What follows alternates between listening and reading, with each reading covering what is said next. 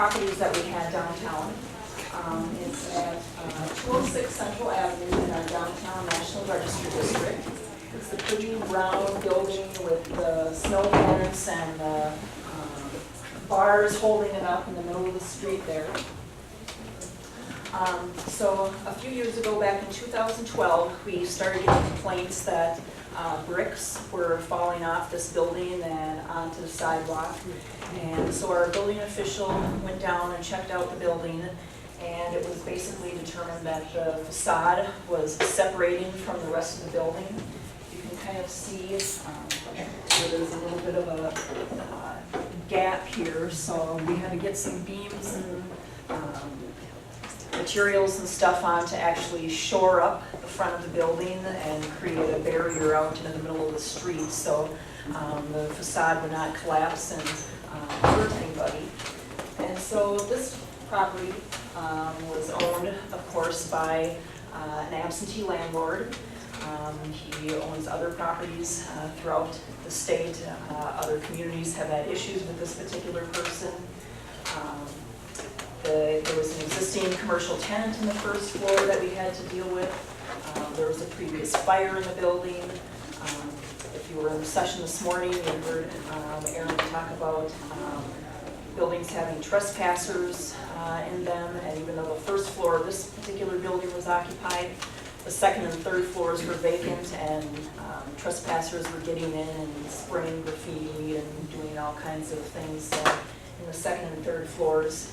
And then to compound that, there really is no access to the second and third floors without trespassing onto the neighboring property, climbing up their back stairwell, jumping onto a flat roof on the back of this building, then getting in to the structure. So the building had a lot of issues with it. There was a lot of discussion on what to do with this building. So when I put on my MacGyver suit and trespassed onto the neighboring property and climbed onto the flat roof and then got into the building, this is what the second floor looked like. It actually is a very nice building, has a lot of actually great architectural features once you get past the graffiti and the dead birds and everything else in there. So then to get to the third floor, there's this nice rickety old ladder that's held by some flimsy cables that you have to climb straight up this ladder to get to the third floor of the building. And those are the conditions of the third floor. Again, it has some great features, beautiful old windows. The floors, though, were filled with dead birds and bird feces and graffiti and all sorts of nasty things. So we were trying to, of course, work with the property owner, get him to repair the facade of the building so that there was no longer any danger to the public. Of course, he was an absentee landlord and really didn't have any interest in investing any money into the building. So the city was, looking at different options for what to do. Of course, one of the options that was brought up was demo of the property, and of course, it's in the middle of a block. It's not an end. So demo costs were estimated to be over $300,000 for the property by the time you actually remove the building, brace up the buildings on either side, and go through that whole process. Would have left a gap in the streetscape, and again, this is our one block in our downtown. It's actually within the National Register, so we didn't want to do that. And the building actually is a contributing building in the district. So what we ended up doing is the City of Faribault also has a Housing and Redevelopment Authority. And a lot of times, Housing and Redevelopment Authorities, or HRAs, focus on just the H part of their name, the housing part of their name. But we encouraged our HRA to remember that they also have an R in their title, redevelopment, so that they could take on a little bit different type of project and help a blighted area within the community. So what we did is we negotiated to sort of buy the building from this property owner. I forgot to mention that he also hadn't paid property taxes for like 8 years or something before that. So we essentially bought it from the property owner for about $22,000, which was enough to cover his back taxes and pay for the costs that the city had expended in shoring up the building. So the city, or the HRA spent that money. They also had to then work with the first floor property owner, which there was a Mexican grocery store in there at the time. And he was, of course, owed last month's rent and a security deposit from the previous landlord, because of course he had paid all that stuff up front, but hadn't been able to generate customer traffic or use his building for several weeks because the access was blocked. So we had to pay him $2,200 to reimburse him security deposit and rent costs, and then we also gave him a $5,000 deferred loan, if you will, to help him relocate into a different storefront in our downtown. So at that point, we had the empty building, we took possession of it, and the HRA authorized stabilization work on the building. So they stabilized the front of the building, they poured a whole bunch of slurry basically in the building, in the basement underneath the storefront. They used some beams that went all the way up on the second and third floors to kind of shore up the facade, additional beams on the storefront level to hold the facade up, as well as some other tuck pointing work and things like that. So a lot of this work was done in the winter, so they had to install the scaffolding. Wish we got to put that big bow and that ribbon around it like we talked about this morning. These are just some photos of the work as it was being done in the front.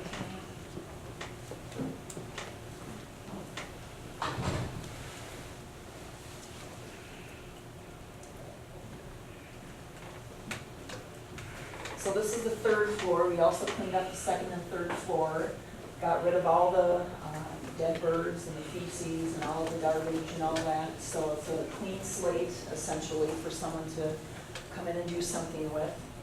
And so the photo on the right is the after of what the building looks like now. So you can see the before picture with the missing storefront and the beams holding it up, and the photo on the right there is the after of what the facade looks like now. So then the HRA said, well, that's great, we have this really pretty building now, what do we do with it? We don't want to own the building, we don't want to manage the building,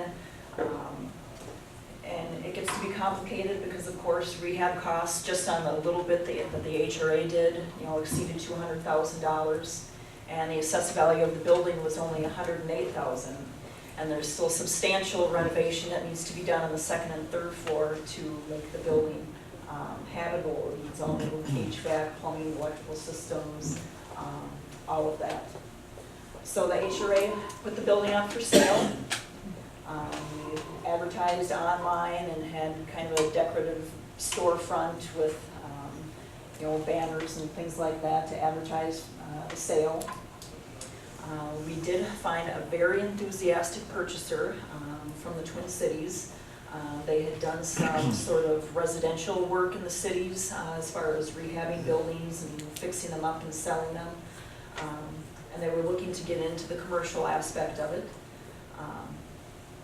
So we agreed to sell it to them for an overall purchase price of $205,000. And the way that was structured is we took $35,000 cash up front, and then we basically said, the last $170,000, how about you put an additional $170,000 worth of improvements into the building? So do the carpentry, the interior, all the plumbing, electrical, HVAC systems, redo the floors, all the interiors, all that. And if you put an additional $170,000 worth of investment into the building, we'll forgive that $170,000 gap between the $205,000 purchase price and the $35,000 cash they gave us. So we were able to sell that to the HRA, and the property purchasers agreed to that. So they're actually in the process right now of working that. This just happened within the last year that we sold it. So they have 3 years to make those improvements, and they're working on those right now. So we're hopeful that within the next couple of years here, there'll be some nice spaces on the second and third floors and an occupied building. So that's just what we did for one particular project. And if I have a couple minutes, I'll also just really briefly talk about the Security Bank clock project that Catherine referenced earlier. It's just finished this week, and so I don't have any pictures of it. I wish I did. If you search for Minnesota Prairie Roots online, there's a woman that runs a blog there, and she has beautiful before and after photos and a whole story on it. So that's Minnesota Prairie Roots. But basically, we had a gigantic clock. It was an O.B. McClintock clock. It was a four-sided clock that hung off the corner of the building in our downtown historic district. It's been there for 100 years, and for decades the clock didn't work. It was in disrepair. Everything was all broken on it and hanging off on the inside. And everyone always said, why don't you fix that clock? And someone should do something about that clock. And some guy who moved to the East Coast 20 years ago would write us nasty letters every year saying, when are you going to fix that clock? Do something with that clock, even though we didn't live in the community anymore. Well, a couple of years ago, we had a downtown, very active downtown property owner, Al Burkhartsmeyer of Burkhartsmeyer Shoes, who passed away, and he left a gift in his will, a $5,000 gift in his will that was supposed to be used towards the restoration of the Security Bank clock. And said, here's the seed money for this project. Now, community, you go and you get this done. So he was a Rotarian, and so the Rotary kind of took that on as their project. So they started fundraising for this probably just last fall, and within just a few months they raised it was $27,000 needed to fix the clock. So as the city, we worked with the actual property owner. Again, he's another absentee landlord, lives in Minneapolis. And so we obtained a preservation easement from him over the clock. So the city now has a preservation easement over this clock, so we own the clock and we are responsible for maintenance and all that stuff on it now. And so we got the fundraising, got the easement together, and now just this past Saturday the clock was finished and reinstalled on the building. And like I say, I wish I had pictures of it, but if you just search for it online, pictures are beautiful. It's a, it's a community icon. It was something that the community could rally around. It's got beautiful stained glass, internally lit. So it's just a good community project. And again, it's just a different way to kind of rally around a project, trying to think creatively and use the different resources in your community to work towards a common project and a common goal. So that's all I have. If there's any, I don't know if you want to take questions now or at the end. We'll wait till the end. Okay.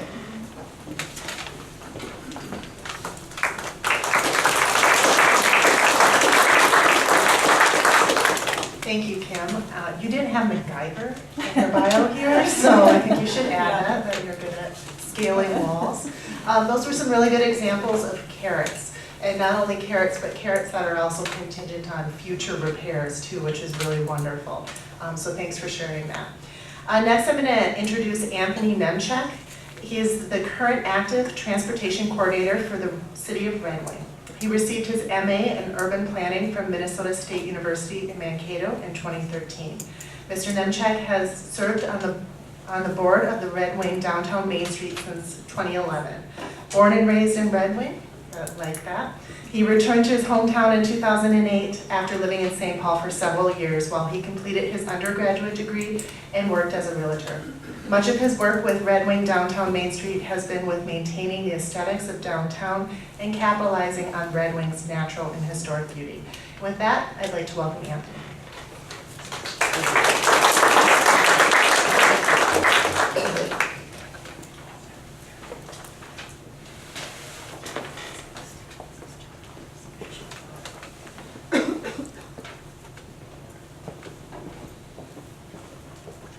All right, good afternoon.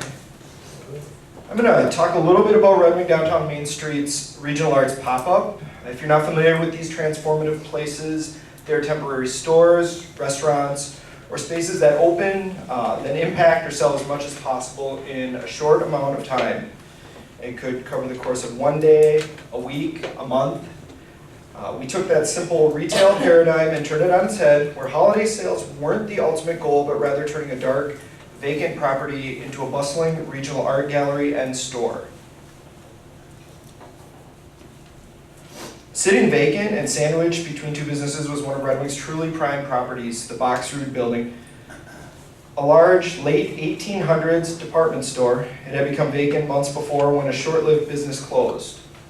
Left behind were aisles and aisles of dry goods, store supplies, office supplies, refrigeration units, kitchen utensils and equipment, food bins, and loads of other left behind items. The walls were painted yellow and pea green, and fluorescent lighting was used throughout. So in short, it was 5,000 square feet of opportunity.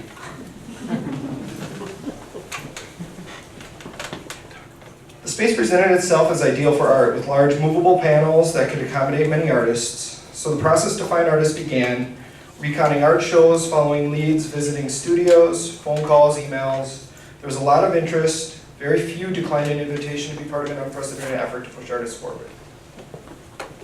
With a mission to revitalize Red Wing's 3 historic districts, a rare opportunity to meld art, real estate, and mission fulfillment was about to take place.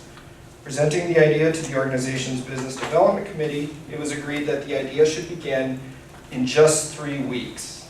So that quick timeline was proposed to take advantage of the high level of traffic that came with the fall leaf season in Red Wing. If you've ever been down our bluffs, are just an awesome, awesome amenity. So, how do you get a vacant painted green place turned over into an art gallery in short order? You call in community and committee volunteers, negotiate with the property owner for a very reasonable rate, push everything back in the old store, haul up huge movable panels, and paint the walls white. Also find and schedule volunteers to man the space over a 3-month period. So here's one of our board members painting. We also had to bring in additional shelving. We bought a tablet to process credit card transactions and switched out all the lighting to canister halogens. This is John Michael Bust. He's a lighting specialist. He was a great asset for us. We had to contact, coordinate, and constantly communicate with the artists and sign contacts, intake work. There's Wendy Ward, our executive director. She's hanging some of the artwork there. And then take 3 days to actually get the gallery set up. Concurrently, our window dressings were being created, an intensive art process in its own. The end result consisted of 2 incredible eye-catching designs, a large-scale, sprawling, Tiffany-esque scene of trees and fall leaves, and a 6-foot Art Nouveau glass-faced word that read art. So this is kind of halfway through the process. Some of the leaves up there are painted, some are not yet.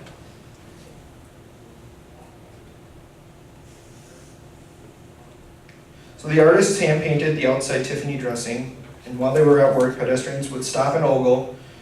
It was a beautiful, evolving live art exhibition. So that's called Ready Lead. It's like a little plastic adhesive. And they weren't all artists. I painted a lot of them. It was painstaking and laborious. But it was great because people did stop by, so any way to engage pedestrians is huge. That's the finished product of the outside with some of the art displayed in the windows.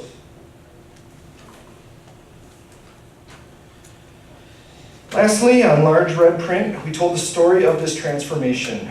The problem, a vacant storefront, the need, more places to see and experience art, and the solution, this space.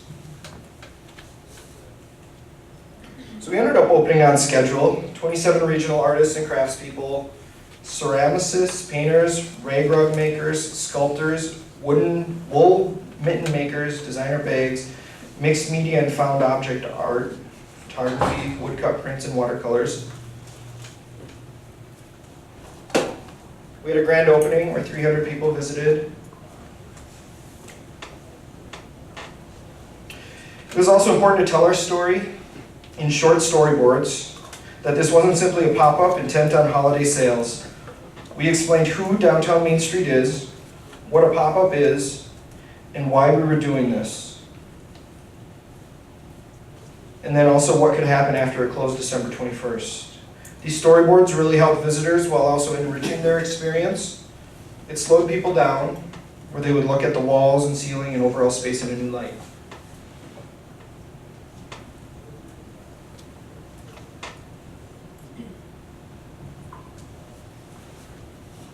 Based on a consignment sales model, sales were not a priority for the program. With that said, sales were good. We knew some work would not sell. Some were priced in the thousands of dollars. But really, part of the project was to allow people to experience art.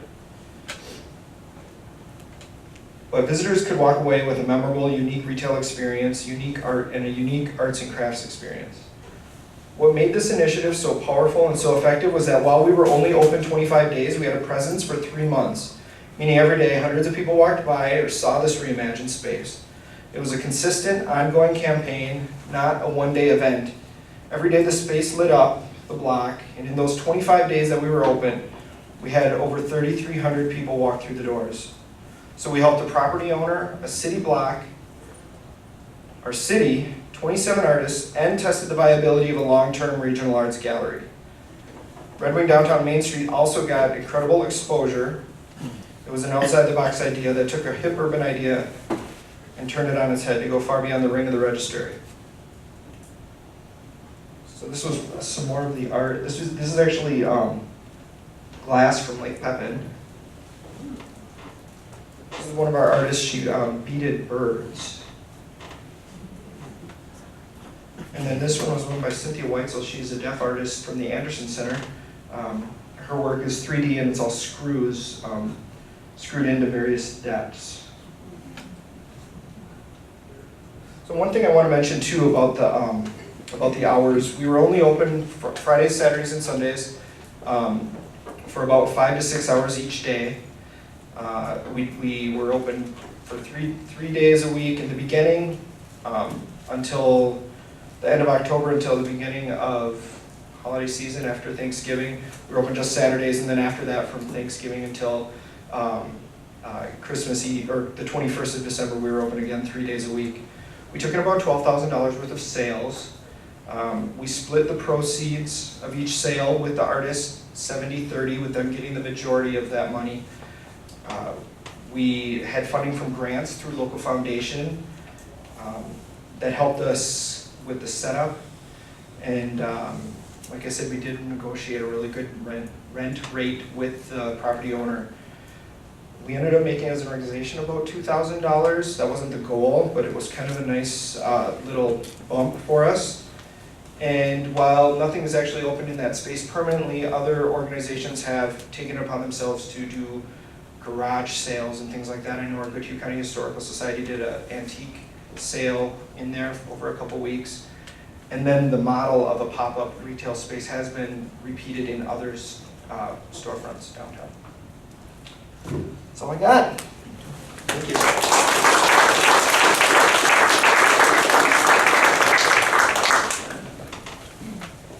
That was a great example of a very high quality pop-up. Sometimes we think of pop-ups as very temporary, but I think Red Wing did a wonderful job making it very high quality. I had the opportunity of going shopping there with our next presenter, Emily Northey. Emily Northey, Minnesota Main Street Program Coordinator, joined the Preservation Alliance of Minnesota in 2010 when the new statewide program was launched. Emily grew up in Duluth, Minnesota, and received her bachelor's degree in urban studies and political science from Macalester College. She has worked for organizations such as the Wilder Research Center, the City of Blaine Planning Department, and the Brainerd Lakes Chamber, where she managed their Main Street program for its first 3 years. Emily is an active volunteer with the Minnesota Design Team. Join me in welcoming Emily.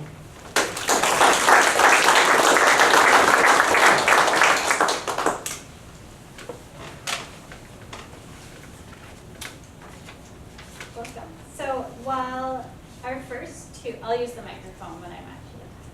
While our first two speakers were talking about specific projects that they were doing, my presentation is much more of an overview of several types of strategies and tools that are available in Minnesota.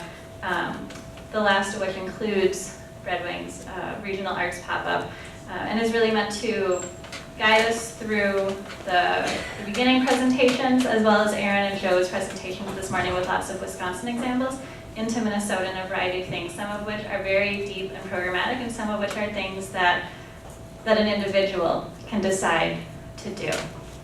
And then after that, we'll have questions for everyone, including Aaron and Joe. So starting off, it's really, we heard a lot about curb appeal. One of the ways to do that also is by using storefronts that the business or the organization that's using that storefront doesn't care. This was, at the time, this was storage space for a theater that was next door. And their Main Street program convinced the theater to display their upcoming plays and events in their storefront.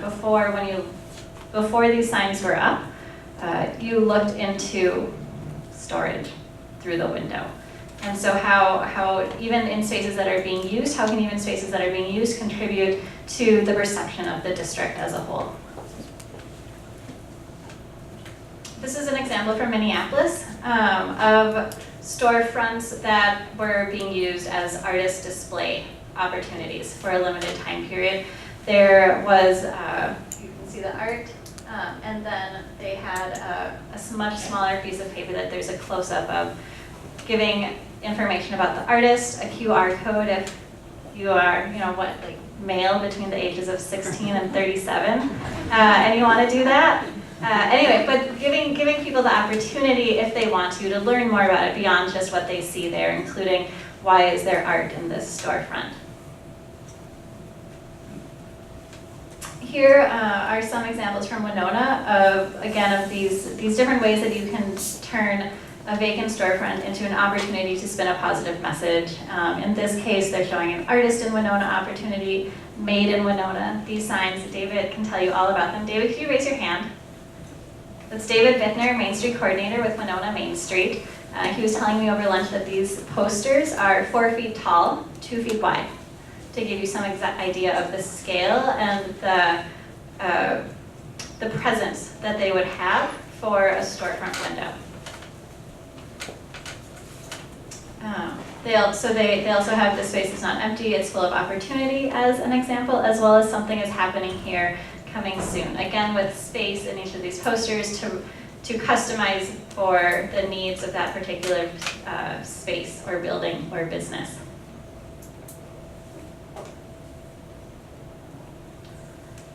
This is a picture from Red Wing from a couple of years ago. This was a building that that Anthony was telling me about, that had been a restaurant for many years. The building owner had an experience of a short-term restaurateur inside of it that the next tenant that was going to be in that space, the building owner wanted it to be a long-term tenant. So you can see that in this case, the building owner, their sign doesn't just say for rent. It says very much more specifically what type of a tenant does that building owner want in its space. It is possible for building owners to display, we want a restaurant here, or we want an Italian restaurant here, we want a taqueria here. What is it you want? Do you want it to be a, cloth, tablecloth kind of place, or do you want it to be, plastic silverware and paper napkins? What type of a restaurant is going to be the right fit for your community? And you can work with the building owners to help them find those types of tenants, and they can be very proactive in terms of how they seek out tenants. This space, Anthony didn't talk about it, but one of the other programs that they did in Red Wing very recently was a restaurant challenge. And one of the winners of that restaurant challenge, which was a business plan competition, did eventually go into this space, right? That space, yep. This particular space. And it's really delicious. And one of the other candidates ended up opening a restaurant. Oh, fantastic. Doors down. So we got 2. Yeah, so that was a much bigger project. Here is some posters from New Ulm. These are standalone these are posters that have a stand that they stand, and you can see the top of it a bit up there. So they're But they're 5 feet tall. like 5 feet tall or so? 5 or 6. 5 or 6 feet tall. They're about this big, and they can be put within a storefront and moved from place to place, and they're kind of foam core, heavier duty kind of signs. And these, what I really like about these signs is that it shows both the continuum of history of how in New Ulm they have been building businesses, they have been building great spaces for community for a long time. This doesn't just show a building under construction, it shows workers working to build that community. It says, join us in historic downtown. It's sending a lot of messages within this sign. And at the bottom, it talks about the different types of incentives that are available for new businesses, new retail businesses, because New Ulm is very much targeting retail. New retail businesses to expand in their downtown, or to expand or to come in. And so they also didn't want to be exclusive of retail businesses that had already spent a lot of time and money in maintaining their business downtown and say, no, that's great, these incentives are only for new people, but to also value those existing businesses and if they were to expand. And then on the other side of the slide, you can see a page from their incentives program. I should also say that the incentives are not crazy big that are available through this program. It was things like lower utility bills, access to existing financing opportunities at local banks, but put it all together. Who are the attorneys in town that work with local businesses? You know, it was not $30,000. You know, it was a little bit of comped advertising here and there at local sources. So, but it was packaging it all together and projecting that welcoming image for new businesses or businesses looking to expand and saying, we want that to happen here. This is the kind of thing we want to happen. And displaying that in the vacant storefronts and having the relationship with the property owner so that they're able to put those displays in those storefronts.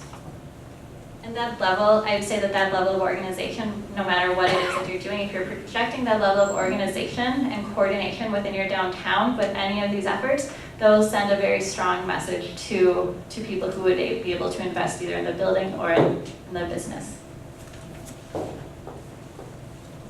So this is one of the things I like more. These are little building-friendly stickers put out by Candy Chang that say, I wish this was. And then you can write what you wish it was on it. And so I say they're building-friendly because you can stick them on a building and then you can take them off and it won't leave residue on the glass, and you know, it'll be pretty kind to the building surfaces. And you can see a variety of different ways that they are being used. You know, whether it's working with the building owner who doesn't know what the community wants to put a bunch of these stickers neatly on the front of their building with a marker handy so that people can write on it, and that others going by might take more notice of it if they're looking to be a tenant there, as well as telling people very directly what it is that the community wants. Now, that's not a promise that the community is going to pay enough money to sustain the business, but it at least is some extra clues that the prospective business owner wouldn't have otherwise. This is a hood starter, which right now is only active in the metro area. I think they extend up to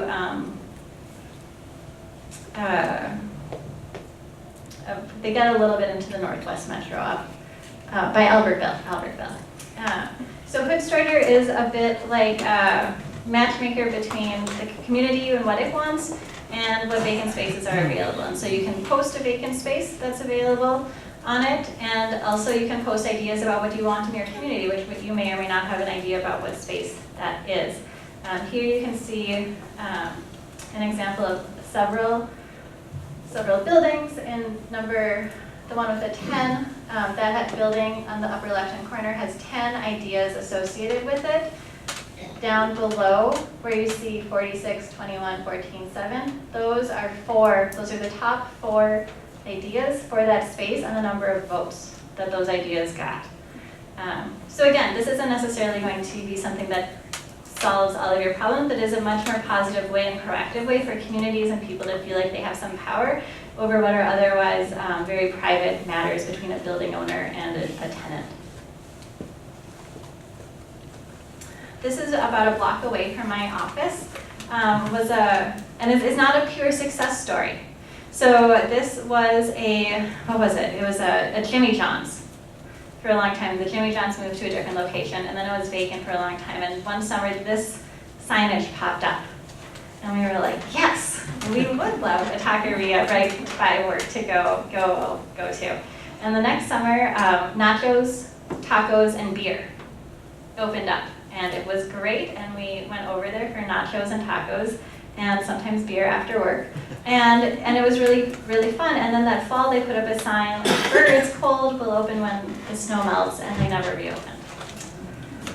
So that didn't stick for very long, but there is I think it's an East African restaurant that just opened this summer, that's there now. So that what I guess I'm saying is that these are great things to do. Sometimes it takes a lot of things before something sticks for a more permanent basis.